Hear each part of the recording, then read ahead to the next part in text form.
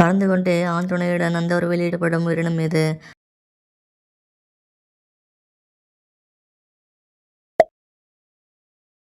அந்த உறவில் கணவனால் திருப்தி அடைய முடியாத பெண் என்ன செய்வாள்?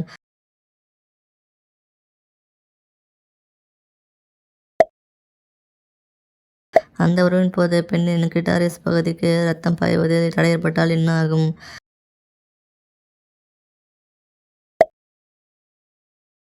அந்த உறவில் பெண்கள் எத்தனை வயது வரை விருப்பத்துடன் ஈடுபடுகின்றனர்?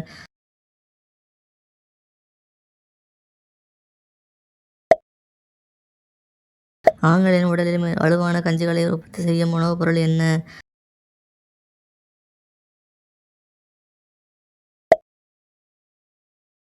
அந்த உறுப்பு மாற்று அறுவை சிகிச்சை எந்த நாடு முதலில் செய்தது?